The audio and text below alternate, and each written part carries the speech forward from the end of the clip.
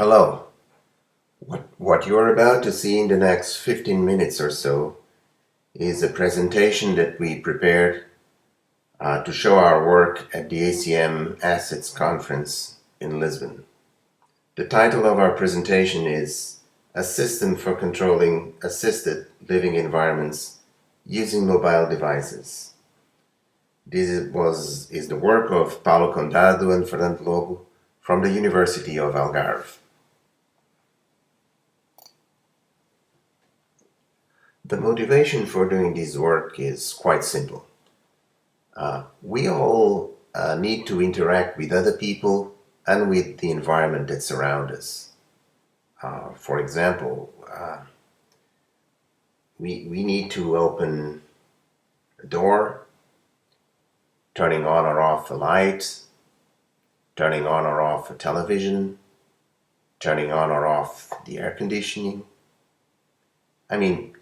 Just interacting with any electrical appliance in a house. And all these tasks can be quite difficult for someone on a wheelchair or for someone with low mobility.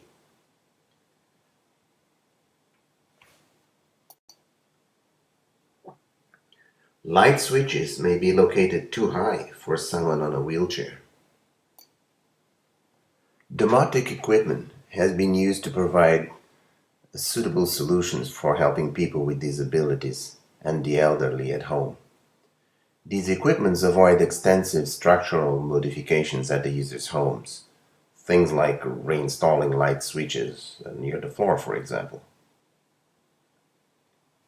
However, users with motor coordination are sometimes not able to control the standard remote controls that come with these domotic solutions. Most domotic solutions available on the market are not specifically designed to help people with disabilities. We believe it is important to change this way of thinking, since a good user interface must be designed to be accessible for all. The system that we will present here is suitable for both people with disabilities and their family members, offering a mobile application with a user interface adjustable to each user's needs.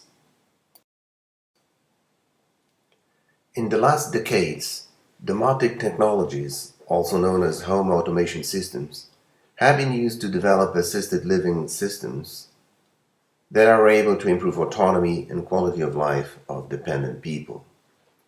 Different kinds of interfaces have been used to control smart environments. For example, an interaction method based on gesture recognition was developed by Bien and co-authors. Another work was based on voice recognition proposed by Yerra Pragada and Fischer.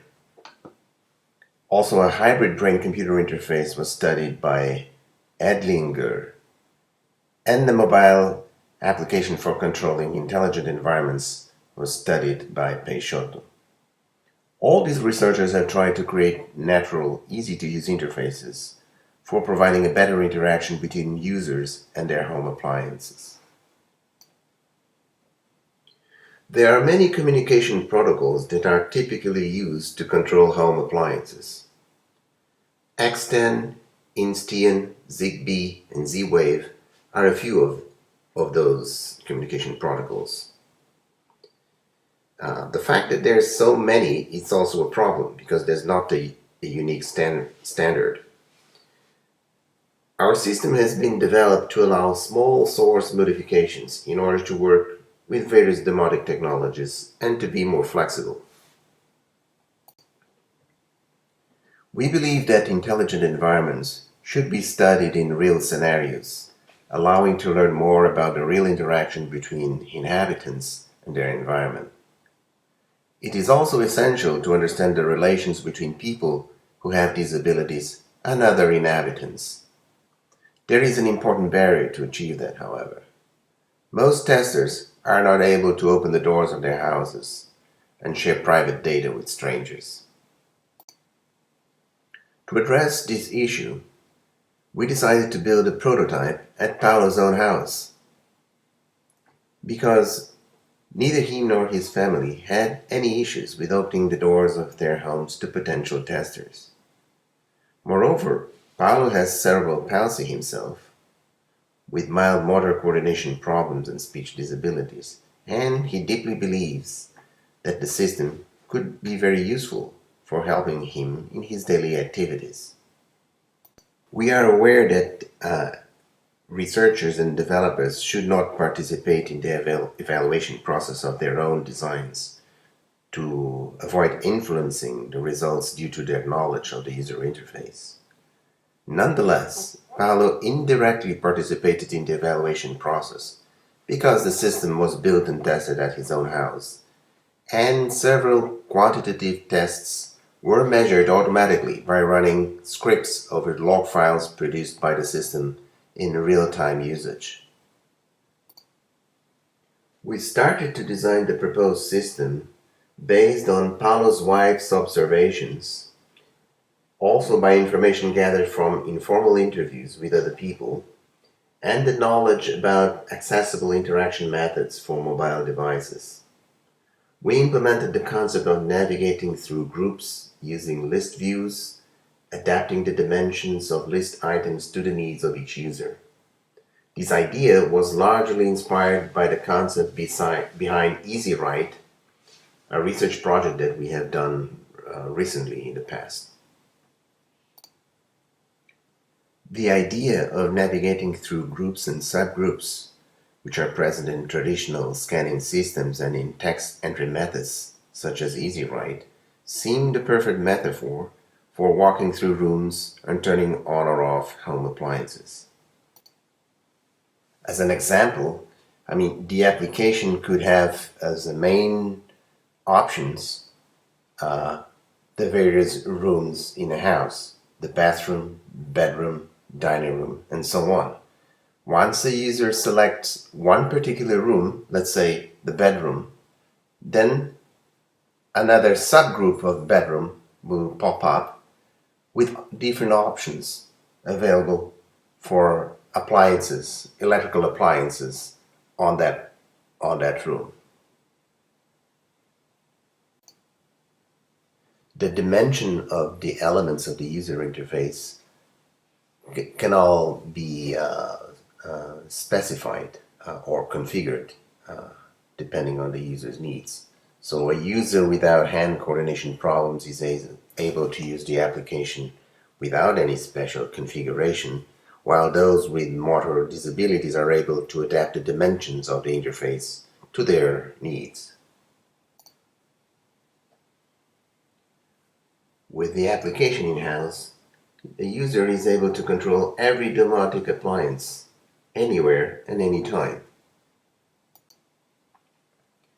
With EasyHouse, users are able to configure their own home appliances.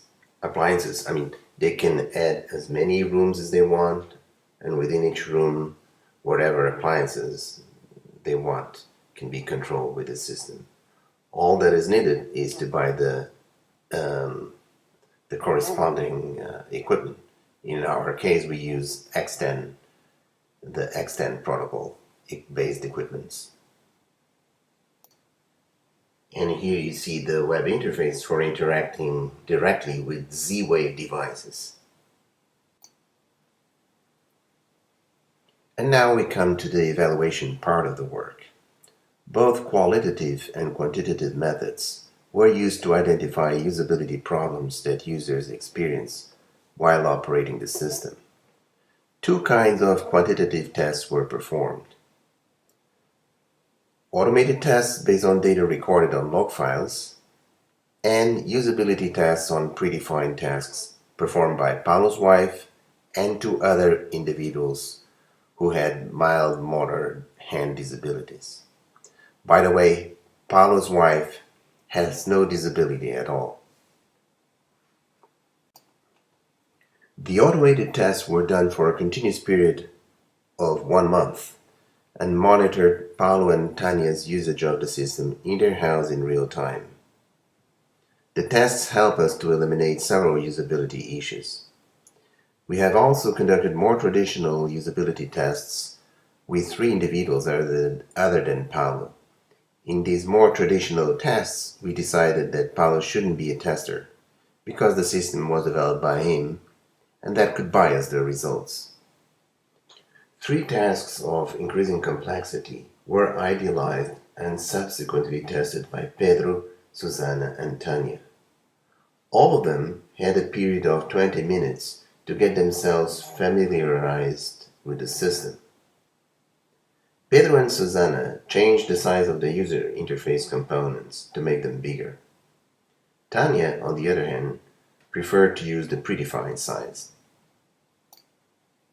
So the tasks were as follows. The first task, the simple one, consisted of turning off all domotic equipment from the smart room. This is Paulo's bedroom. This task included two subtasks. So the user had to first select the desired room in the user interface and then turn off all the devices, the main light, TV, and a lamp, using whatever method that he or she finds most convenient. The second task, the task of medium complexity, consisted of the following scenario. So let's suppose it's getting dark and you would like to relax a little bit in the smart room by turning on the lamp and the TV. So you had to do two subtasks. First, turn on the lamp. Second, turn on the TV. The final task was the most complex one. The idea was to turn on all devices on the smart room and then dim the lamp. 2 minutes later, switch off the TV and the main light. So this more complex task consisted of three subtasks. The results for these tasks are shown in the following table. So for each task we can see, and for each user, we can see the amount of time in seconds that they took when using the Easy House application and the standard remote control that comes with the appliances. As can be seen from the results, users were in general a bit quicker to complete the tasks using Easy House than with the standard remote control. We also did a qualitative analysis. We did a questionnaire in order to help us understand the user's perception of Easy House. We designed a set of 8 questions in the questionnaire, and the answers obtained from it showed that in general, users were quite satisfied with the Easy House system. None of them found it tiring to use. Pedro and Susana preferred using Easy House compared with the traditional remote control. Tanya, on the other hand, didn't have a preference for a particular method. The evaluation tests that we conducted revealed that Easy House is useful and easy to use for both users with and without motor disabilities. Those without disabilities appear to see this system as any other method for controlling home appliances. Those with hand coordination problems are able to adapt the user interface to their own needs. The number of testers is, of course, too small to obtain statistical significant conclusions. But this system is being used in practice. And now we reach the end of our presentation, and we would like to summarize and give the major conclusions. We presented Easy House and its development process. The system allows both people with hand coordination problems as well as their family members to control home appliances using a mobile device. Easy House is flexible, adjustable, and easy to use. It can be used in varying ways to control intelligent environments. Preliminary tests have shown that Easy House is suitable and useful for all family members, allowing each user to adapt and use it according to his or her needs. It has been evaluated both with predefined tasks as well as in a real context with real users in order to understand its advantages and limitations. We plan to perform further development and evaluation of EasyHouse to improve its usability and allow a better user experience. We also plan to explore alternative methods such as image recognition and/or speech recognition techniques to provide different ways for controlling home appliances. By doing so, EasyHouse can evolve into a more complete and adequate system for controlling assisted intelligent environments. Thank you very much.